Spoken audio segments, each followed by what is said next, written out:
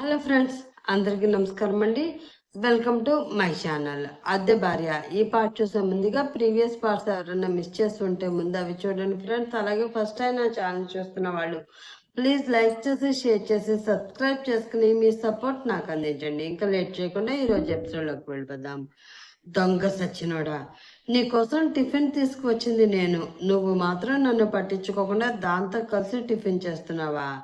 చెయ్యిరా చెయ్యి, నీ సంగతి ఎలా చెప్పాలో నాకు బాగా తెలుసు కదా అని మనసులో అనుకుంటూ పక్కన ఉన్న హార్ట్ క్యారియర్ వైపు చూసిన ఆమెకి వీడి కోసం నేను పస్తులు ఉండడం ఏంటి, నాకు మాత్రం ఆకలి వేయడం లేదా ఏంటి అని మనసులో అనుకుంటూ వెంటనే ఆ క్యారియర్ ఓపెన్ చేసుకుని అతను చెప్పినట్లే ఇడ్లీ తింటూ ఉంది. ఆమె ఫాస్ట్గా తింటూ ఉండడంతో ఆమెకు ఒక్కసారిగా పొలమారింది.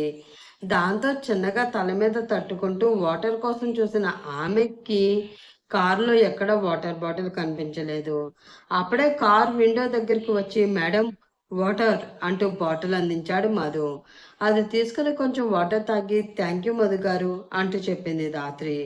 ఆ థ్యాంక్స్ నాకు కాదు మేడం, సార్కి చెప్పండి. సారే మీకోసం ఈ వాటర్ పంపించారు చిన్నగా నవ్వుతూ చెప్పాడు మధు. ఆ మాటతో అనుకోకుండా ధాత్రి చెప్పులు ఆకాష్ వైపు మళ్ళాయి.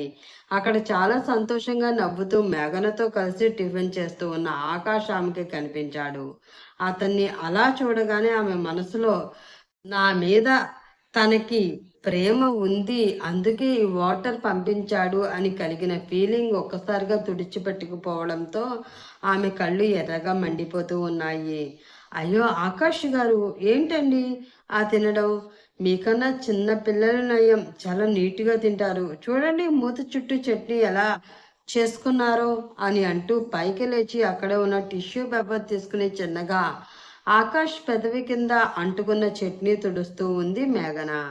అది చూసిన ధాత్రి పిడికిలి కోపంతో బిగుసుకుంది. ముష్టి మొహం దాన, వాడేదో నా మీద కోపంతో నీకు పావు కేజీ చనువుని ప్రసాదిస్తే నువ్వు అదే అదునుగా తీసుకుని నా పోస్టుని కొట్టేయడానికి రెడీ అయిపోతున్నావా? నిన్ను గోతులో పెట్టి కప్పెట్టా. అయినా అది మూతి తుడిస్తే వీడు నవ్వుతూ తుడిపించేసుకోవడమేనా? నేను తుడుచుకుంటానని చెప్పి చావచ్చు కదా. ఏ చేతులేమైనా పడిపోయాయా?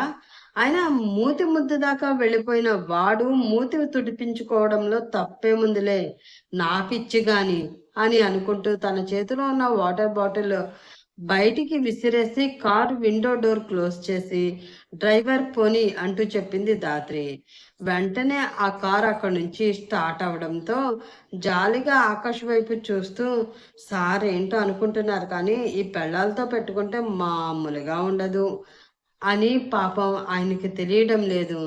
అది తెలిసేసరికి ఈయన పరిస్థితి ఎవరు కాపాడలేని స్థితికి వెళ్ళిపోతుంది, అది మాత్రం అర్థమవుతుంది అని మనసులో అనుకున్నాడు మధు. ధాత్రి వెళ్ళిపోవడం గమనించిన ఆకాష్ తినే ప్లేట్లో చేయి కడిగేసుకుని నాకు ఇంకా సరిపోతుంది, కొంచెం ఇంపార్టెంట్ కాల్ మాట్లాడాలి, ఇప్పుడే వస్తాను అంటూ మెల్లిగా అక్కడి నుంచి జారుకున్నాడు. అది గమనించిన మేఘన భార్య చూస్తున్నంతసేపు నాతో చాలా క్లోజ్గా ఉన్నాడు, తను వెళ్ళిపోగానే ఇక్కడి నుంచి వెళ్ళిపోయాడు అంటే వీళ్ళిద్దరి మధ్య ఏదో కోల్డ్ వార్ నడుస్తుందన్నమాట. అది నేను పెట్టిన ముద్దు ప్రభావమే అయి ఉండొచ్చు. కాబట్టి ఈ వార్లో కొంచెం హీట్ పెంచితే తగలబడిపోతున్న వారి సంసార జీవితం చూసి చక్కగా చలిమంట కాసుకోవచ్చు అని మనసులో అనుకుంటూ అటుగా ఆలోచిస్తూ ఉంది మేఘన. ఆఫీస్కి వెళ్లకుండా దిగులుగా సోఫాలో కూర్చుని ఉన్న ఆనందిని చూసి, ఏంటి బాబు ఈరోజు ఆఫీస్కి ఏమైనా సెలవు ఇచ్చారా ఏంటి? టైం 11 అవుతున్నా మీరు కదలకుండా బండరాయిలా ఇక్కడే కూర్చుని ఉన్నారు అంటూ అడిగింది సీత. ఏంటో సీత, ఆఫీస్కి వెళ్ళాలంటే అదేదో యమలోకానికి వెళ్ళాలి అన్నంత భయంగా ఉంది. అక్కడ ఎదురయ్యే పరిస్థితులు, చేయబోయే అడ్వెంచర్లు, విరగబోయే బాడీ పార్ట్స్ గురించి తలుచుకుంటూ ఉంటే శరీరం అంతా వణుకు జ్వరం వచ్చేస్తున్నట్లు వణికిపోతూ ఉంది తెలుసా అన్నాడు ఆనంద్. ఆ మాటతో 2 నిమిషాలు ఆలోచించి, మీకు ఈ జ్వరం పెళ్ళైన తర్వాత కదా బాబు ఇంటికి రావాలంటే వచ్చేది, అలాంటిది ఆఫీస్కి వెళ్ళాలి అని అంటే వస్తుంది అని అంటున్నారు అంటే నాకేదో తేడా కొడుతుంది అంది సీత. Advance booking Sita. అందరికీ పెళ్లి తర్వాత వస్తుంది. కానీ నా కర్మకాలి నేను కొంచెం ముందుగా కక్కుర్తిపడి చచ్చానులే. అందుకే ఇప్పుడు వణికి చస్తున్నాను అన్నాడు ఆనంద్. అయ్యో పాపం బాబు, మిమ్మల్ని చూస్తూ ఉంటే కడుపు తరుక్కుపోతున్నా కూడా ఉల్లిపాయ ధర పెరిగిపోయింది అని దాన్ని తరక్కుండా బీరువాలో పెట్టుకుని ఎలా అయితే పూజించలేమో అలానే చలి జ్వరం వచ్చినా చివరికి ప్రాణం పోయే పరిస్థితి వచ్చినా వెళ్ళక తప్పని పరిస్థితి కాబట్టి మీరు ఆఫీస్కి తప్పకుండా వెళ్ళాలి బాబు. అసలే ఇప్పటికి సార్ 2 సార్లు ఫోన్ చేశారు, మరి మీరు బయలుదేరారా లేదా అని అడిగారు అంది సీత. ఆ మాటతో ఆలోచనలో పడిన ఆనంద్ డాడీ కాల్ చేసి నా గురించి అడిగారా అని అనుకుంటూ తన ఫోన్ చెక్ చేశాడు. అందులో వీరేందర్ నుంచి వచ్చిన కాల్స్ ఏమీ లేకపోవడంతో అదేంటి డాడీ నాకు కాల్ చేయకుండా ఇంటికి కాల్ చేసి అడగడం, అంటే ఆఫీస్లో ఆయన ఏదో చేయబోతున్నారు అన్నమాట అని మనసులో అనుకుని, నువ్వు ఎంత చెప్పినా నాకు ఆఫీస్కి వెళ్ళాలని అస్సలు లేదు సీత. పైగా ఈరోజు నా క్లోజ్ ఫ్రెండ్ యుఎస్ఏ నుండి వస్తున్నాడు. వెళ్ళి వాడిని కలవాలి. కుదరకపోతే కుదిరితే ఆఫీస్కి వెళ్తాను, లేదంటే ఈరోజు వెళ్ళను. డాడీ మళ్ళీ కాల్ చేస్తే అదే మాట చెప్పు అని అక్కడి నుంచి వెళ్ళిపోయాడు ఆనంద్.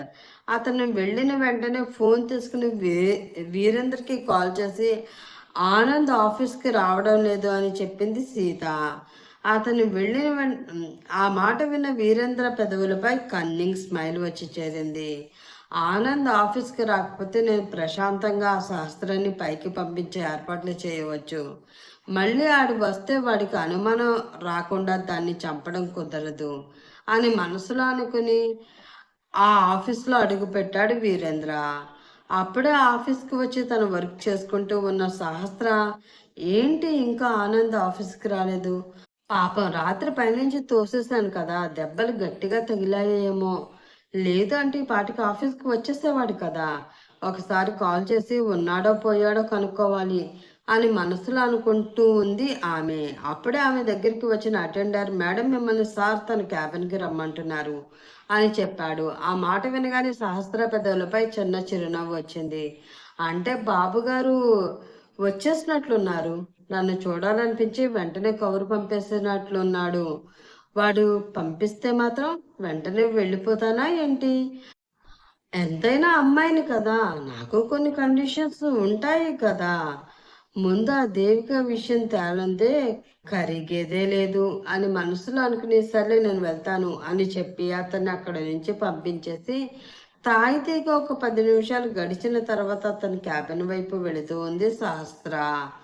ఆమె ఆ క్యాబిన్ లోపలికి అడుగు పెడుతూ ఉండగా వెనక నుంచి జెట్ స్పీడ్తో వచ్చిన దేవిక ఆమెను కొంచెం పక్కకు జరిపి క్యాబిన్ లోపలికి వెళ్ళిపోయింది. అది చూసిన శాస్త్రకి ఒళ్ళు మండిపోతూ ఉండడంతో, రామేశ్వరం పోయినా శనీశ్వరం వదలట్లేదు అన్నట్లు దీని గొడవ ఏంటో నాకు. ఈ ఆనంద్ గాడు ప్లా ఈ ఆనంద్ గాడు ప్లాన్ ఏమో కానీ వాడి ప్లాన్ వర్కౌట్ అయ్యే లోపల ఇది నాకు సవతి అయ్యేలా ఉంది అని మనసులో అనుకుని ఆమె వెనకే లోపలికి వెళ్ళిన సహస్రకి అక్కడ ఉన్న వీరేంద్రని చూడగానే ఎక్కడో లేని కోపం వచ్చేసింది.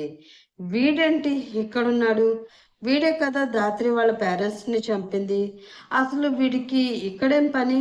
పైగా ఆనంద్ ఉండవలసిన ప్లేస్లో వీడెందుకు కూర్చున్నాడు అని మనసులో అనుకుంటూ ఉన్న శాస్త్ర కళ్ళు కోపంతో ఎర్రగా మారుతూ ఉన్నాయి. యూ డోంట్ వరీ దేవిక, వాడు ఎవరినో ఫ్రెండ్ని కలవాలి అని బయటికి వెళ్ళాడు. నాకు తెలిసి 1 గంట 2 గంటల్లో వచ్చేస్తాడులే. నువ్వు కంగారు పడుకు, వచ్చాక నేను వాడితో మాట్లాడతాను కదా అంటూ దేవికి హామీ ఇస్తున్న వీరేంద్ర చూపు శాస్త్రపై పడింది. వచ్చావా? నీకోసం ఎదురు చూస్తున్నాను, రా. పోనీలే పాపం అని ప్రాణభిక్ష పెడితే మీ బాబు నిన్ను వదిలేసినందుకు సంతోషించకుండా నన్ను మట్టి కరిపించాలి అని ప్రయత్నం చేస్తూ నా ఫ్యాక్టరీలు మూతపడేలా చేస్తాడా? ఈరోజు నీ చావుతో వాడికి నేను అంటే ఏంటో తెలిసి రావాలి అని మనసులో అనుకుని, ఏ యూ వెళ్ళి నాకు ఒక కాఫీ తీసుకురా అని ఆమెకి చెప్పాడు వీరేంద్ర. ఏంటి వెధవకి నేను కాఫీ ఇవ్వాలా అని మనసులో అనుకుంటూ పిడికిలి కోపంతో బిగించింది సహస్ర. కదలకుండా రాయిలా నిలబడిన ఆమెను చూసి, చెప్తున్నది నీకే, కాఫీ తీసుకురమ్మని చెప్పాను, వినిపించలేదా అంటూ గట్టిగా అరిచాడు వీరేంద్ర. అతన్ని చంపేయాలి అన్నంత కోపం వస్తూ ఉన్నా సరే, తన తండ్రి తనతో చెప్పిన మాటలు మనసులో మెదులుతూ ఉండడంతో సహస్ర కూల్, వీడితో ఇప్పుడు గొడవ పెట్టుకుని ఆనంద్ డాడీ వేస్తున్న ప్లాన్ మొత్తం చెడగొట్టకు. కొంచెం ఓపికతో వాడు చెప్పిన కాఫీ ఏదో వాడి మొహాన్ని కొట్టి ఇక్కడి నుంచి వెళ్ళిపో అని తనకి తాను చెప్పుకొని, ఓకే సార్ అని అంటూ ఆ కాఫీ మిషన్ వైపు వెళుతూ ఉంది శాస్త్ర. అది చూసిన దేవిక, నేను ఈ కంపెనీ సిఈఓకి పిఏని, కానీ మీకు కాఫీ ఇచ్చే అటెండర్ని కాదు అని రెచ్చిపోతుంది అనుకున్నాను. కానీ ఇదేంటి కామ్గా కాఫీ తేవడానికి వెళ్ళింది అంటే, ఇలా కాఫీ ఇచ్చి కాకాపట్టి ఆనంద్కి భార్య అయిపోయే ప్లాన్ ఏమైనా చేస్తుందా? అందుకే అంకుల్ని కూల్ చేయడానికి ఆయన చెప్పిన మాట వింటుందా? నో, అలా ఎట్టి పరిస్థితుల్లోనే జరగకూడదు. ఆ కాకా ఏదో నేనే పట్టాలి, ఆ కాఫీ కూడా నేనే ఇవ్వాలి అని మనసులో అనుకున్న దేవిక వెంటనే తన కూర్చున్న చైర్ నుంచి లేచి ఫాస్ట్గా సహస్రాన్ని తోసుకుంటూ ముందుకు పరుగు పెట్టి కాఫీ మిషన్ ఆన్ చేసింది. ఆ వెంటనే కరెంట్ ఆమెను ముద్దు పెట్టుకోవడంతో ఫిట్స్ వచ్చిన దానిలాగా కొట్టుకుంటూ ఉంది ఆమె. తను తోసుకుంటూ మరి ముందుకు వెళ్ళిన దేవికని చూస్తూ ఉన్న సహస్ర అది చూసి షాక్ అయితే, అది చూసి, ఓసి దీని ఎంకమ్మ, నేను దానికి చెప్తే దీనిని ఎవడు వెళ్ళమన్నాడు? దీన్ని అంటారు దారిని పోయే దరిద్రాన్ని నెత్తిన పెట్టుకోవడం అని అని మనసులో అనుకుంటూ, అమ్మ దేవిక అంటూ ముందుకు వెళ్ళబోయాడు వీరేంద్ర. అది చూసి అతను చేయి పట్టుకుని ఆపి, అయ్యో సార్ ఆగండి, తనకి కరెంట్ షాక్ తనకి కరెంట్ షాక్ కొట్టినట్లుంది. ఇప్పుడు తనని మీరు పట్టుకుంటే తనకి కంపెనీ ఇవ్వడం కోసం మీరు కూడా పైకి పోవాల్సి ఉంటుంది. ఒక్క క్షణం ఆగండి అని అంటూ అటు ఇటు చూసిన ఆమెకి ఆ పక్కన ఉన్న మెయిన్ స్విచ్ కనిపించడంతో అది ఆఫ్ చేసింది. ఆ వెంటనే ముద్దు పెట్టుకున్న కరెంట్ వదిలేయడంతో సొమ్మసిల్లి కింద పడిపోయింది దేవిక. అది చూసి వెంటనే సెక్యూరిటీ గార్డ్ని పిలిపించి ఆమెని హడావిడిగా హాస్పిటల్కి తీసుకువెళుతూ ఉన్నాడు వీరేంద్ర. అప్పుడు ఆఫీస్లోకి వస్తూ ఉన్న ఆనంద్కి వాళ్ళిద్దరూ ఎదురవడంతో, ఏమైంది అంటూ కొంచెం కంగారుగా అడిగాడు. మేడంకి కరెంట్ షాక్ కొట్టింది సార్ అని చెప్పారు వాళ్ళు. ఆ మాట విని జాలిగా దేవిక వైపు చూస్తూ, ఇది వరకు ఒక సామెత ఉండేది, ఎంకి పెళ్ళి సుబ్బు సావుకు వచ్చింది అని. కానీ దీని జీవితం ఆ సామెతనే మార్చేసింది. దీని పెళ్ళి దీని చౌకే వచ్చింది. అందుకే ఆఫీస్కి వచ్చిన ప్రతిసారి ఎముడికి హాయ్ చెప్పి మరీ హాస్పిటల్లో జాయిన్ అవుతుంది అని మనసులో అనుకుని చిన్నగా నవ్వుకుంటూ కంగారుగా ఆమె వెనకే వెళుతూ ఉన్నాడు ఆనంద్. తను వేసిన ప్లాన్ నుంచి తప్పించుకున్న సహస్ర వైపు కోపంగా చూస్తూ వారి వెనకే వెళ్ళాడు రవీంద్ర. రాయిలా ఉండిపోయిన తనుజ వైపు చూసి, అసలు ఇది ఆ గదిలో ఏం చూసింది? ఆ గదికి వెళ్ళి వచ్చినప్పటి నుంచి ఏ కదలిక లేకుండా ఇలా బొమ్మలా ఉండిపోయింది. దీన్ని బావ మరి అంత భయపెట్టేలాగా ఏం చూపించాడు అని మనసులో అనుకుంటూ అక్క అంటూ పిలుస్తూనే ఉంది రేఖ. ఆమెకి ఏం సమాధానం చెప్పకుండా శూన్యంలోకి చూస్తూ ఉంది తనుజ. ఇంకా మెల్లిగా పిలిచి లాభం లేదు అనుకున్న రేఖ, అక్క అంటూ గట్టిగా పిలిచింది. ఆ అరుపుకి ఉలిక్కిపడి, నీకేం పోయే కాలం వచ్చింది అంత గట్టిగా అరిచావు అంటూ విసుక్కుంది తనుజ. నా పోయాకాలం సంగతి పక్కన పెట్టి అసలు నీకేమైందో ముందు అది చెప్పు. ఎందుకలా రాయిలా ఉండిపోయావు? అప్పుడప్పుడు సిగ్గుపడుతున్నావు కూడా. అసలు ఏం జరిగింది అంటూ అడిగింది రేఖ. అది అది ఏం జరిగిందంటే, నేను రూమ్లోకి వెళ్ళానా, అప్పుడు మీ బావ అని తనుజ చెప్తూ ఉండగా, తనుజ అంటూ గట్టిగా పిలిచాడు ధీరాజ్. ఆ పిలుపుతో అటువైపు చూసి అక్కడ అతను ఉండడంతో సిగ్గుగా అనిపించడంతో మరొక వైపు తిరిగి నిలబడింది తనుజ. కంగారు పడుతూ ఉన్న ధీరజ్ సిగ్గుపడుతూ ఉన్న తనుజని చూసి డౌట్ లేదు, అక్కడ ఏదో జరగరానిది జరిగింది, అందుకే వీళ్ళిద్దరూ ఇలా ఉన్నారు అని మనసులో అనుకుని ఏం జరిగింది బావా, అక్కెందుకు సిగ్గుపడుతుంది అంటూ అడిగింది రేఖ. పని లేక పళ్ళు కొరుకుతూ చెప్పాడు ధీరజ్. కదా, నాకు అదే అనిపించింది, అందుకే ఆ దేవ్ కంపెనీలో జాయిన్ అయిపోతే సరిపోతుంది కదా, చేతి నిండా ఫుల్గా పని ఉంటుంది, పని లేనప్పుడు దేవ్ ఉంటాడు కాబట్టి అతనితో కబుర్లు చెప్తూ కూర్చోవచ్చు, టైం పాస్ అయిపోతుందిలే అంటున్నా అంది రేఖ. ఆ పళ్ళు కొరుకుతూ ఆమె వైపు చూస్తూ ఒక లెటర్ తీసి ఆమెకి ఇచ్చాడు ధీరజ్.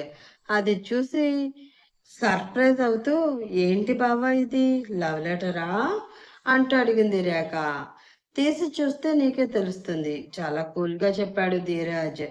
అతని చూపు చూసి ఏదో అనుమానం రావడంతో ఆ లెటర్ తీసి చూసిన ఆమెకి కరెంట్ షాక్ కొట్టినట్లు అవడంతో, ఇదేంటి బావా, అక్కకి మీ కంపెనీలో జాబ్ ఇవ్వడం ఏమిటి, అయినా విడాకులు తీసుకోవాల్సిన ఈ సమయంలో కొత్తగా ఈ బాస్ ఎంప్లాయ్ రిలేషన్ స్టార్ట్ చేయడం అంత అవసరం అంటావా అంటూ అడిగింది రేఖ. ఆ మాట విన్న తనుజ కొంచెం కంగారు పడి వెంటనే అటువైపు తిరిగి ఆమె చేతిలో ఉన్న లెటర్ తీసుకుని అది చూసి, ఏంటిది, ఇది నేను మీ కంపెనీలో జాబ్ ఏమీ అడగలేదు కదా, నేను అడిగింది మీ నుంచి విముక్తి, త్వరగా ఆ దాత్రిని వెతికి పట్టుకుంటే నేను మీకు విడాకులు ఇచ్చి దేవ్ కంపెనీలో జాబ్లో జాయిన్ అవ్వాలి అని అనుకుంటున్నాను అని మాత్రమే చెప్పాను, అంతే తప్ప మీ కంపెనీలో జాబ్ కావాలని నేను చెప్పలేదు కదా, మరెందుకు ఇది అంటూ అతన్ని నిలదీసింది తనుజ. ఏదైనా సరే ఎదుటి వాళ్ళు అడిగే వరకు వెయిట్ చేసే అలవాటు నాకు లేదు, నీకు ఇప్పుడు కాకపోయినా ఫ్యూచర్లో అయినా సరే జాబ్ నీడ్ ఖచ్చితంగా ఉంటుంది కాబట్టి నీకు ఆ జాబ్ ఆఫర్ ఇస్తున్నాను, ఇందులో మొహమాటం ఏమీ లేదు, నీ వర్క్ నాకు నచ్చకపోతే వెంటనే పీకి పారేస్తాను కాబట్టి నచ్చేలా వర్క్ చేసుకో, నెలకి శాలరీ తీసుకుని దాంతో బ్రతకడం నేర్చుకో, అంతే తప్ప ఇది ఎందుకు ఇచ్చారు, నేను ఇవ్వమనలేదు కదా లాంటి పిచ్చి పిచ్చి ప్రశ్నలు వేసి నా నుంచి సమాధానం మాత్రం ఎక్స్పెక్ట్ చేయకు, కరెక్ట్గా 10:30కి ఆఫీస్, రోజు ఈ టైంకి నువ్వు ఆఫీస్లో ఉండాలి, గుర్తుపెట్టుకో అని చెప్పి అక్కడి నుంచి వెళ్ళిపోయాడు ధీరజ్. వెళుతున్న అతని వైపు చూసి సచ్చినోడు, వీడికి అసలు మనసే లేదు అంది తనుజ. అయ్యో, మనసు లేదంటావేంటక్క, మనసు ఉంది, ఆ మనసులో మీ చెల్లెలు ఉంది కాబట్టి నీకు ఇన్ని తిప్పలు, లేకపోతే మనకెందుకు ఇన్ని కష్టాలు వస్తాయి చెప్పు దిగులుగా అడిగింది రేఖ. ఇది ఫ్రెండ్స్ ఈరోజు స్టోరీ. ఆ తర్వాత ఏం జరగబోతుందో తెలుసుకోవాలి అంటే నెక్స్ట్ పార్ట్ కోసం వెయిట్ చేస్తూ ఉండండి. రేపటి ఎపిసోడ్లో మళ్ళీ కలుస్తాను, అప్పటి వరకు bye bye, have a nice day friends.